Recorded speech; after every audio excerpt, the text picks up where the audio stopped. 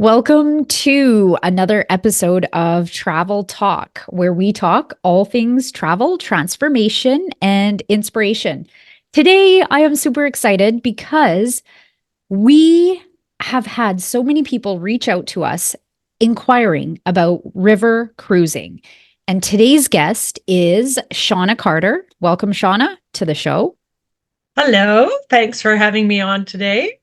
And Shauna is from AMA Waterways. Now, if I got to say this before we begin, if you enjoy listening and hearing all about river cruises and you want to stay in touch with us, please make sure to hit the like or subscribe button and even share this episode with a friend. So today we are going to discuss all things AMA Waterways. And a lot of the people who we have had reaching out to us, Shauna, they are first-time river cruises. First-time river cruisers, I should say. And so I am sure you have a lot of information and insight that you can share kind of related to this person who is thinking about, why should I go on a river cruise? Like, why is river cruising so popular? Well, to start with, I think we've just seen this huge surge in people looking for river cruising, especially post-COVID, where people were starting to look at different ways to travel and in a more small, intimate environment.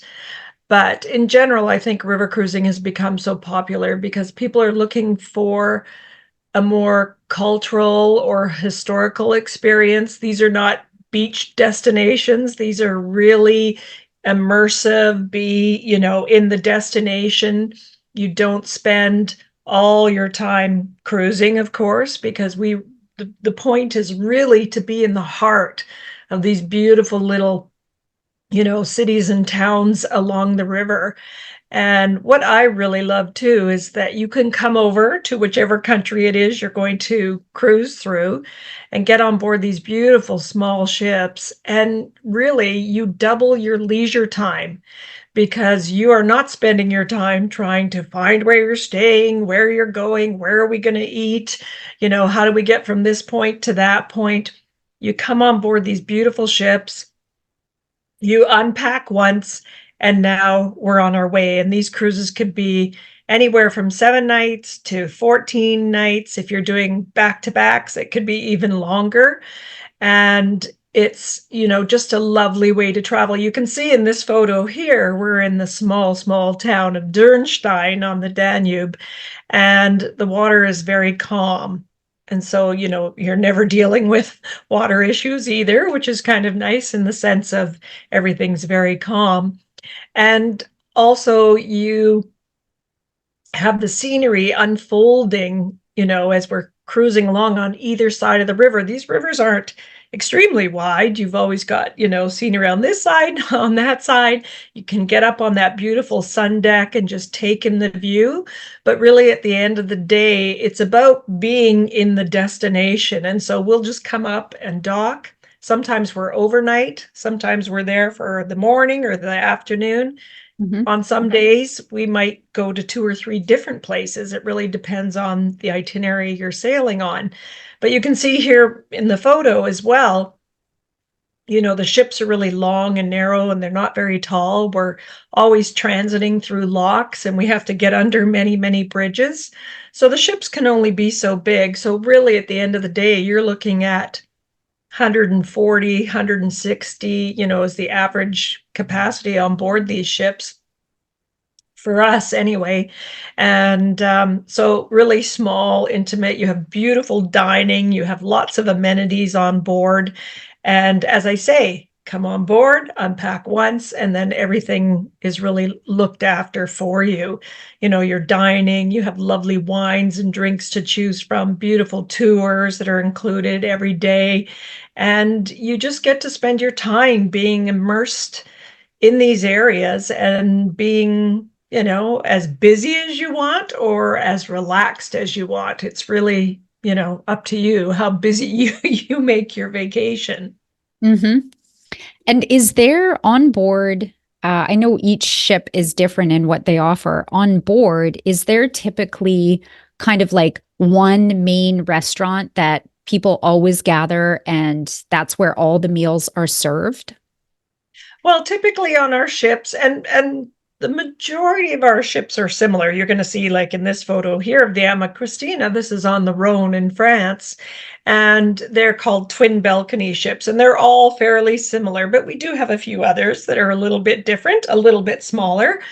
But in terms of dining, when you come on board, we have the forward lounge area and a beautiful coffee station where you can get, all your cappuccinos and your lattes and tea and what have you. That's 24/7. It's always available, complimentary, of course.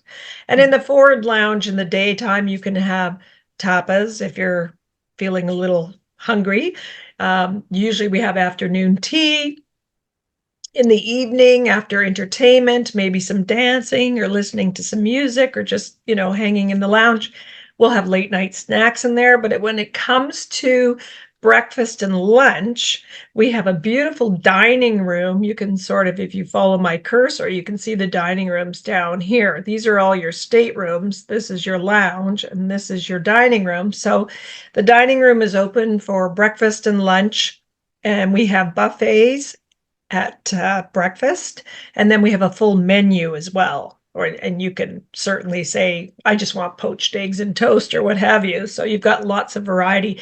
If you don't like to sit down in the dining room for breakfast, you can be up in the lounge. There's, a light version of breakfast up there. You can get some hot things, but also pastries and fruit and such, yogurt. And then at lunch, beautiful menu there. And again, a light version in the lounge. But when it comes to dinner, we have our gorgeous dining room. On most ships, our two side wine rooms, which are venues in the dining room.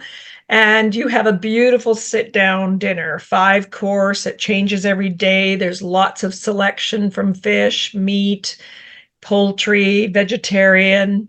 If people are celiac, we can cater to that as well, or other dietary needs. So we don't have a buffet so much at dinner or another venue in the lounge. Dinner is always in the dining room, but we do have the beautiful chef's table as well. That's a complimentary tasting experience, which is a really nice thing for our guests to have to enjoy one night of the cruise. Okay, and you did touch on this a little bit, but just so people are aware, there's a lot of people with dietary restrictions. And so am I correct in saying that that should never be a hindrance for somebody because most likely can cater to these types of people? When it comes to Europe, it is not a problem at all. If you're a vegetarian, if you're celiac, gluten-free, low salt, diabetic, what have you. It's not a problem at all. You would be notifying our reservations department through Melissa, of course. And then when the guests get on board the ship, the maitre d' has a full conversation with them, lets them know what they can have on the menu, what's available to them. All our baked goods there's lots of gluten-free varieties as well. When you get into some of the more exotic destinations, it gets a little harder for celiac, but most dietary needs can be met. But when it comes to Europe, it's not a problem with us at all. We can cater. The only thing we don't have is kosher dining because we don't have a secondary galley or kitchen area to prepare. Okay. And another question that just came in was when it comes to being on board the ship, most everything is included already in the price. But what are some things that people can expect to actually pay money for? Or, as far as the onboard ship credits and stuff like that. So what would somebody pay for while they're on board? So when it comes to AMA Waterways, we include all your dining, of course. So we don't charge for our chef's table, which some companies may charge for alternative dining. All your coffee, tea, everything I talked about earlier. At breakfast and lunch, breakfast, we have sparkling wine available because a lot of people like to start their day with a mimosa. When it comes to lunch, we serve beer, wine, and soft drinks, unlimited. It's complimentary. In the evening for dinner, it's the same beer, wine, and soft drinks. And the nice thing with AMA Waterways is at lunch and dinner, we change our wines every day. So you're always having these beautiful reds, whites. You're traveling in some of the oldest wine regions in the world. You get to try a really great variety of wines, all the different varietals. And then we also, every day before dinner, we have a sip and sail party for an hour before dinner. Come in the lounge, have a drink of your choice. There's always a drink of the day as well, and it's complimentary for the hour. And so you can have drinks there. And we always have a welcome party, a goodbye party, a past guest party, things like that too. And if we have solo guests traveling, we try to bring them together too, so they can meet one another. So that's all included in terms of drinks. And then we do not include gratuities. We leave that at the discretion of the guest. And of course, we can give guidelines. And if you do have shipboard credits, which is kind of like cash on your account from a promotion or from whatever it might be, you can use those for gratuities. They're just like cash on board the ship. Okay. One thing you should know, though, as well, is on all river ships, the currency on board is euros. So you're in Europe, on the Europe itineraries anyway, you're in euros. We have massage and hair, which is not standard, but all our ships do. And of course, you would pay for that, any kind of spa services. And then all our tours are included, which is really nice because we have many choices throughout the day. And every time we go somewhere new, we have another tour. So we're always offering things. The biking and hiking as well, it's all included. So there are no optional tours. Some of the river lines, you get a tour per day, but if you want the optionals, you have to pay for them. Mm. So that can add up to hundreds and hundreds and hundreds of dollars. So that's nice. That's all included. And yeah. So, or of course, if you go in the boutique and buy something, then you're going to pay for that. But you don't pay for Wi-Fi either. We include Wi-Fi and, our movies and everything that's on the TV and such. That's all included as well. Okay. Perfect. Thank you. Now, the next question I have is, what are some of the, well, you have a great slide right here. What are some of the ideas of itineraries that, are more off the beaten track? Because obviously everybody thinks about Europe river cruising, but what's some ideas of off the beaten track, more exotic with AMA Waterways? Well, I'll just kind of go through because we're talking a little bit as well about people who have never had a river cruise experience. I know some of your clients out there and the folks you talk to may have taken a river cruise already, but typically people will start in Europe because that's where most people align river cruising is in Europe. But as you can see from this slide, yes, Europe's a huge destination for us, but we're also in Africa, we're in Asia on the Mekong, we're on the Nile in Egypt, and we're very soon going to be over in South America and Colombia, the number 1 destination in South America right now on the Magdalena River. So there's lots of different choices. Let me just see if I can find the map for you. If we look at the map here, you can see by this map how much of Europe you can travel to by sailing on the rivers, right? And as I said earlier, you've got 7 nights, some 10, 11, some 14, but it's very easy to put voyages back to back. In terms of what's the most popular or what's very different with river, for most popular, for first-time river cruisers, I would always suggest the Danube River. Here, look at this beautiful picture of Budapest, where the Danube comes into this amazing, lots of capital cities, right? Because the cities were always built right along the river. And, the Danube, you sail in and the city's divided by 2, with one side being Buda and the other side being Pest. But it's such, when people think of river cruising, this is exactly what they're thinking of, is these beautiful cities and towns, like when I spoke about Dürnstein earlier, along the river, and being able to come right into the heart of these areas, and you're seeing castles and vineyards and little towns and villages, and you can see the Danube is actually the longest river in Europe, broken up into two. So there's the upper Danube and the lower Danube, lots of different things to see and do. The other itinerary I would suggest for first time river cruisers is the Rhine. And again, that comes back to what people have, what expectations they have for what they're going to see with the beautiful castles. And again, you're always going to see vineyards.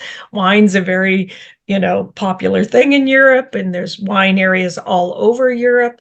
So again, these are 7 night, 10 night, 11 night. You've got the Moselle in there as well.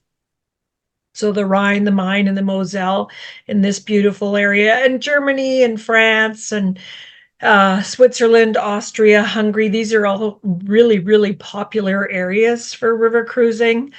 Um, France as well. I would always sort of start with the Rhine or Danube just because it's going to give you that most typical experience. But then when you come over to France, if people are really interested in the history of Normandy and the beaches of Normandy, of course, you can go up on the Seine up in the north of France.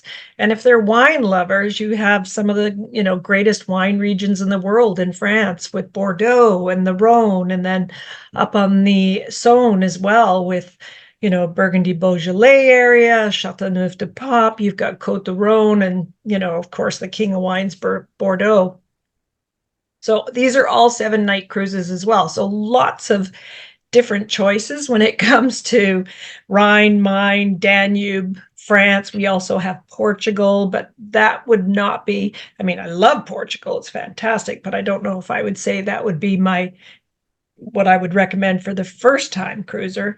And then, of course, we're there at all different seasons as well, because you have summertime on these rivers, you have spring, fall, and then Christmas markets, which are such fun. It's a very magical time to come over to Europe, see the markets. There's something about putting on your warm woolies and going out through the markets, coming back, having a glühwein or a hot cocoa or what have you. And the ships are all decorated. So if you are trying to get away at that time of year, it's beautiful. And the Rhine, the Main up in Holland, on the Rhone, Portugal, they all have Christmas cruises and Christmas market cruises. So you've got lots of choices there.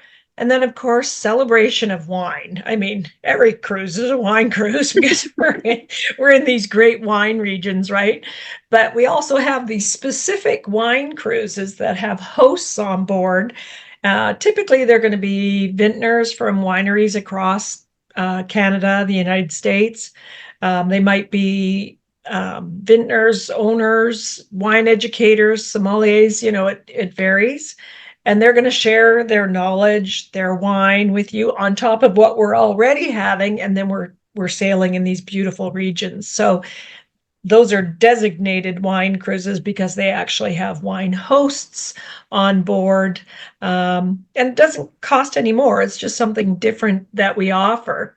And here you can see, trying wines and such. That happens to be in Normandy, which is not wine country. It's more apple, calvados, that, region. But when it comes, you were mentioning too, off the beaten path, so to speak, what you can do, because people don't think sometimes about these areas for river cruising, and they really want to come in and explore these countries in a very safe, comfortable environment.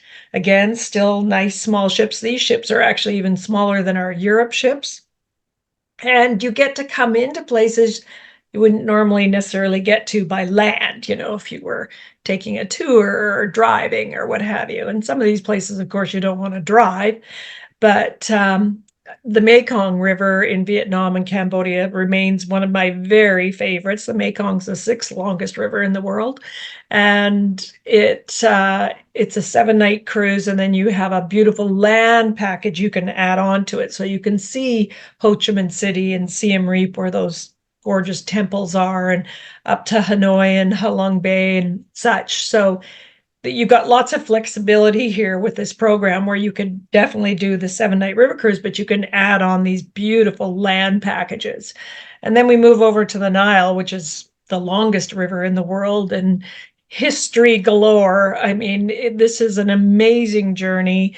And we do spend time in Cairo as well, the city of Cairo, which is 22 million people, but you kind of have to go there to understand Cairo and see the pyramids and see the Sphinx and just see it all. And then you come down on to the lower part of the Nile there. We're at a Luxor to Aswan. You sail along this very quiet, beautiful part of Egypt and temples. And I mean, the history is so overwhelming. And you have Egyptologists with you who know everything about it.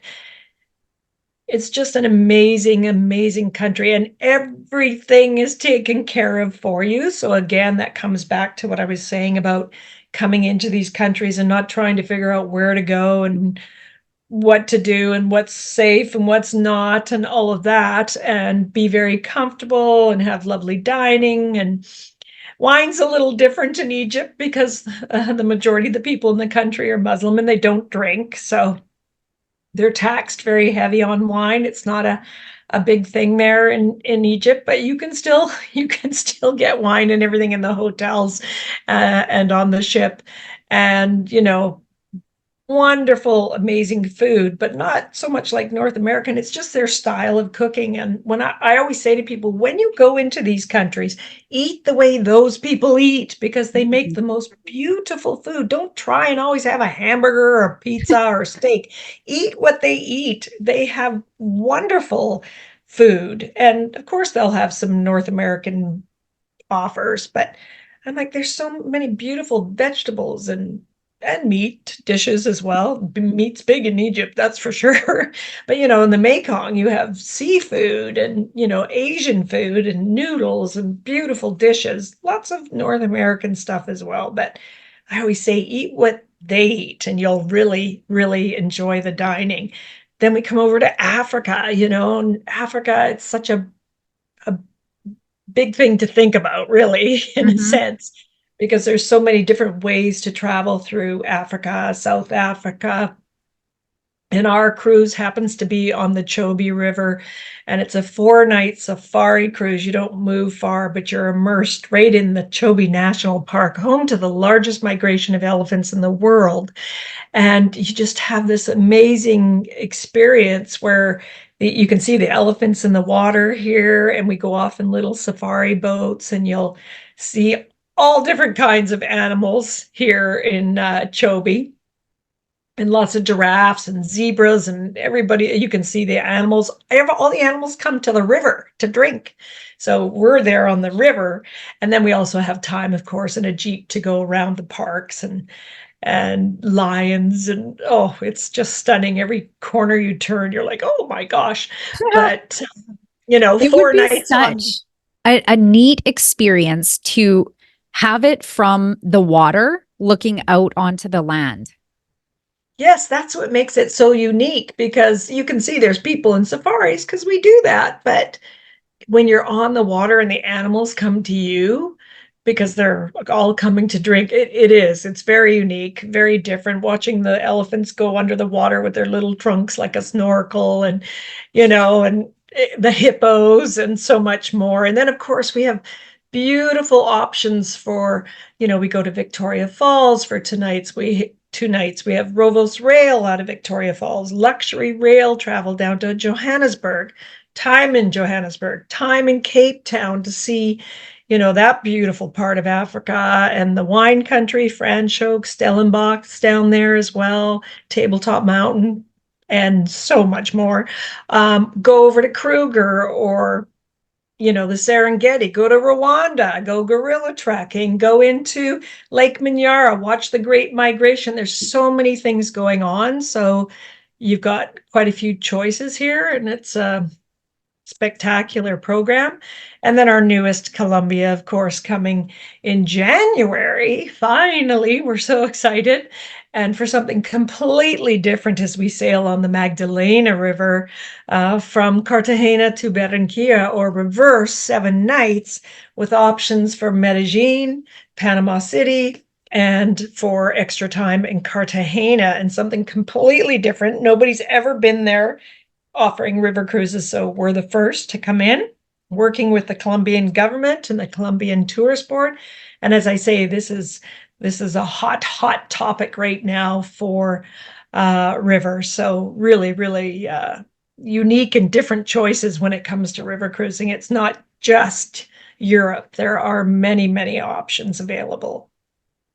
And you just going back to a couple slides, you had just gotten back from France, a 16-day France river cruise. Yeah, Tell us about that. What kind of excursions were you able to experience? And I seem to recall you sharing with an audience in the past about clients being able to get off in one city and then pick up the boat in another city. yeah, that would typically not be where I was this time. But on some of the itineraries, when, say, for example, on the Danube or Rhine, if we're sailing not a great distance, you could actually take a bike and cycle and meet up with the ship later on. It might be 25K, 30K, it depends. So yeah, that's an option if we're moving throughout the day. You wouldn't be gone for very long, of course. But yeah, it's a lot of fun. But I just went over and I did, we have a beautiful 7 night river cruise in Bordeaux, in that region I was talking about in France. And I've done it before, but I wanted to come back. It's been about 8 years. And already in 8 years, the itineraries, the tours have changed a bit, and some things were the same, which is wonderful. And there's lots of new additions in terms of touring. It's a fantastic city to visit.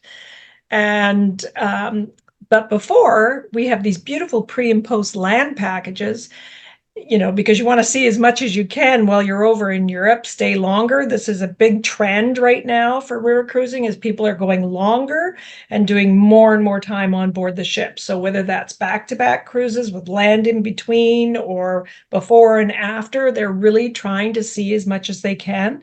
So we have this wonderful program up in the Basque Country of Spain, in Bilbao and San Sebastian, which we did. And of course, everything's taken care of for you. Local guides are with you when we arrive. Our cruise manager is with you the whole time. Then we came down to Bordeaux, sailed for 7 nights in that area, and saw beautiful, wine.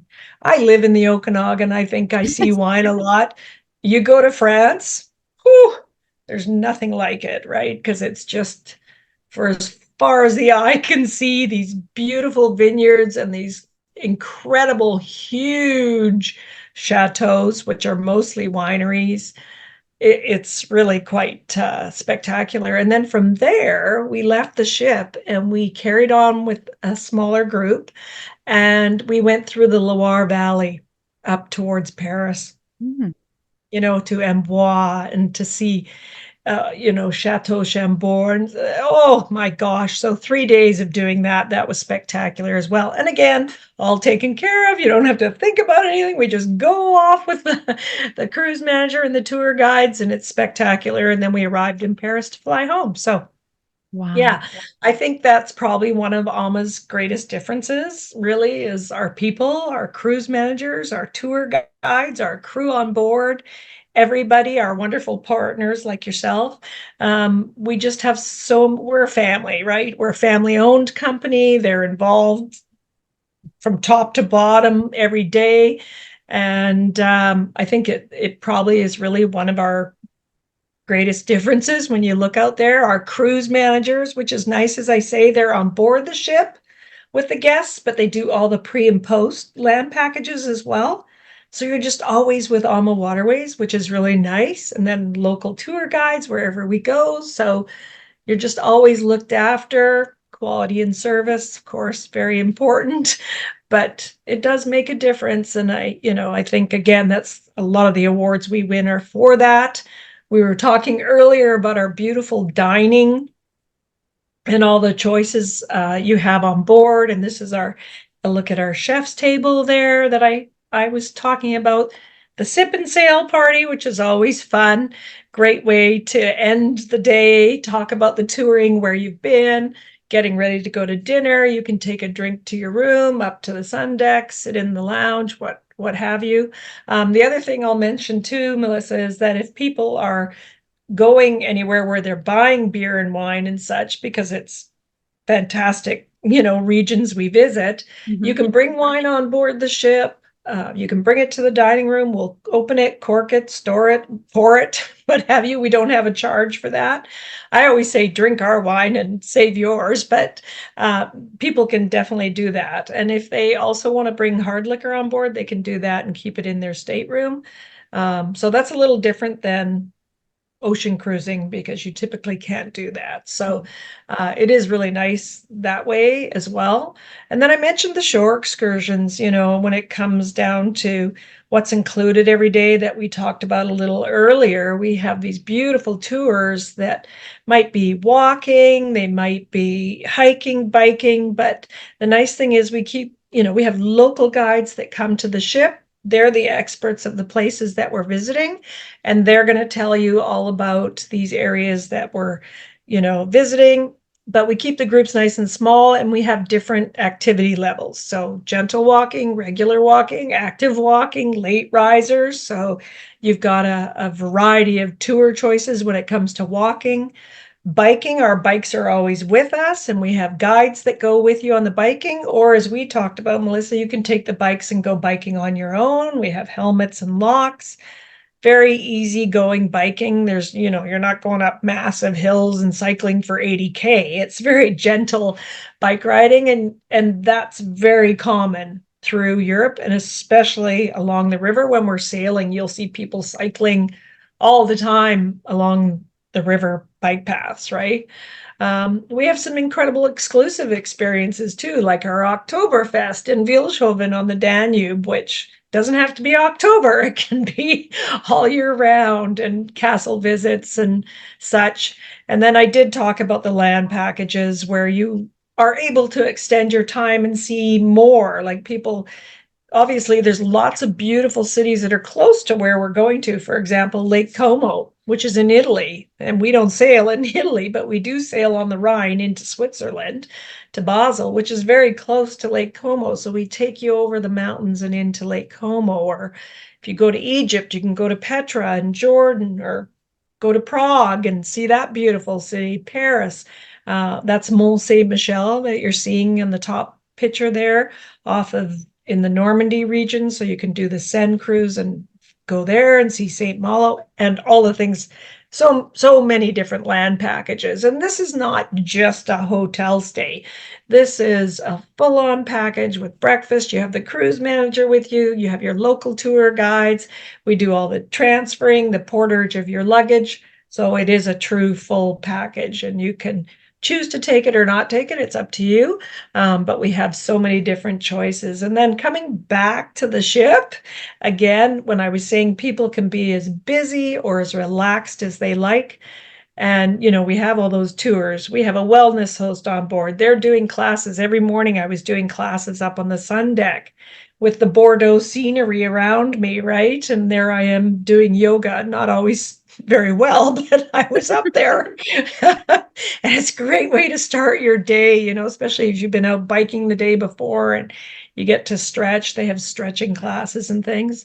And even on the Alma Magna, our signature ship in the Danube, we have a full-size regulation pickleball court. So only this ship, because of her size, she's a little different because she's bigger. But these are the wonderful things that are available. Beautiful staterooms. You've got choices of different staterooms, from balconies to window to connecting suites, triple and quads, what have you. And of course, that's what Melissa's for, to help you determine what kind of stateroom works best for you. But it's really more about choice of size and how you like to travel than the view, because the view is always going to be on the top sun deck or ashore or in the forward area, because you want to see both sides of the river. Mhm. So, that's a bigger conversation. But lots of choices when it comes to your beautiful accommodation. So yeah, lots to think about. I think what you have just shared here really paints a picture for that first time cruiser. Like for me, I mean, I actually have never even been on a river cruise yet. And you've just done such a great job at painting the picture of what it really is like and what sets you guys apart from the rest. And the other question that someone had asked was, when it comes to gratuities, what would be an average budget that someone can kind of have in their mind? Well, that really varies based on the length of the cruise, where you are in the world. In terms of Europe, what we typically recommend for the week is €100 for the crew and €25 for the cruise manager. So, but we can give you that, and you can pre-buy your gratuities too. And sometimes we have promotions where we include gratuities. So I Okay. shouldn't say they're not always included, but because sometimes they are in promotions. But if you want to take care of it, you can do it all in advance. And it actually probably works out in your favor because we have such a great exchange rate, Mhm. because we sell in Canadian dollars and our exchange rate is really good. So that would be one way of taking care, knowing that you've done it and you don't have to worry about it. So I would think about that. In terms of promotions, because I know, Melissa, you and I were talking about this earlier, because river cruising has just been so crazy the last 2 years. It's gone through the roof. And we've had our best year ever in our 22 years of being in business now. And, thanks to our great travel partners like yourself. And people are so curious about river cruising. And as I say, they're even going longer, and taking, more than one cruise or longer voyages. So there's always some really incredible promotions. And, what we're seeing is that people are really booking into the future. And Canadians are a little different than Americans. They tend to wait a little while to book. They hold back a little bit. But what happens is the space disappears, and so does the promotion. And so if you are thinking of river cruising, I would really try to do some forward planning and take advantage of these incredible offers. There is still a little bit of space left this year if somebody wants to get away this summer or in the fall. A lot of Christmas is gone already, Christmas markets, but there might be the odd date here and there. And of course, we have all of 25 and all of 26 even Okay. available now for sale. So the more forward planning you can do, the best deal comes out early. As we get closer to departure, the promotions start to go away. They won't get better, they'll just Yeah. go away, as does the space, the inventory. So there's more choice available to you the earlier you book, and of course, generally better promotions as well. So we have 24 and 25 with 20% off, all of 26 for early booking discounts. We have 5 to 20% off. We have some incredible air programs you can tie around our cruise or our cruise and land. These are exceptional offers and 15 gateways across Canada. If you want to travel in the summertime, now typically remember this is a little bit hotter over in Europe in the summertime, much like, British Columbia and lots of areas in Canada and the United States, but some really great offers there through all 3 years. And then, of course, for Christmas markets, our holiday triple savings, there's some really great opportunities there. I should also mention that anybody who's a solo traveler, or perhaps they're not solo, perhaps they're traveling with a group and they just don't want to share. So, thinking about it in terms of that, typically our solo offer is 25% supplement on the lead in category. Mhm. Sometimes we have single supplement waived, like in 2024, we have some dates with no supplement, or it might be 10% or 20. We have 4 ships in France that are singles that have single staterooms with no supplement. So there's lots of different choices when it comes to solo traveler. And for those guests who truly are traveling on their own, it's a very safe, comfortable way to travel in such a lovely small environment. You always just feel like you're part of the group and when you're touring and stuff. So you're not around, 2,000, 3,000, 4,000. Not that I saying that's bad, but it's harder when there's so many people. When it's just a nice small group, you feel like you're more part of what's going on. So Mhm. lots and lots of great promotions and offers out there right now. Wow, that is amazing. Thank you so much for sharing all this wonderful insight and your experience into what it's like cruising with AMA Waterways. I do want to note if you are interested in any of these itineraries, you can certainly reach out directly, info@travelchicks.ca, and one of our Travel Chicks agents can help you plan these incredible journeys. And in conclusion, to wrap things up, Shauna, can you just share what you think? I know every season is different, every traveler is different in what they're looking for, but in closing, if we're thinking about 2025 river cruises for the first time, what month would you recommend would be a great month to do a river cruise? Oh, okay. That's a big question because there's 4 seasons and they all offer very wonderful different experiences.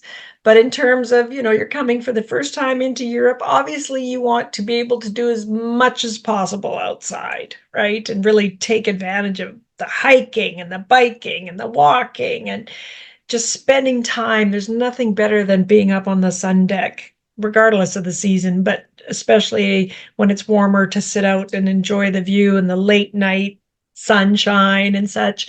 So May is lovely, May, June. Um, September through till mid-October is really lovely. But I like that because you can really take in so much more and it's lovely to get away, especially when we've had a winter season in Canada. And so that would be really, really nice. But you can really come into these areas at different times of year. The summer is going to be busier and hotter. That's Mhm. just, the way it is. Doesn't mean you won't have a great time, but it is a little different. However, you get some really good pricing because the most expensive time to river cruise is probably May, June, September, October for the very reasons that I just said. It's a really great time to go. But Christmas is lovely. If you're looking for a winter getaway, it's so magical and fun to be at the markets and see the countries and you know, so it is winter though. And then in the spring, you might get a little rain. In the fall, you've got the changing colors. So, oh gosh, but still, May, June, September, October are typically the 4 most popular months to come into Europe. Now, for the exotic destinations, that's a little bit different. But, and of course, you can have that conversation with Melissa. But for Europe, that's what I would recommend. Awesome. Well, Shauna, thank you for your time and thank you everybody for tuning in. And like I said, if you have any questions, please feel free to reach out at info@travelchicks.ca. Bye, Thank you, Shauna. everybody. Bye.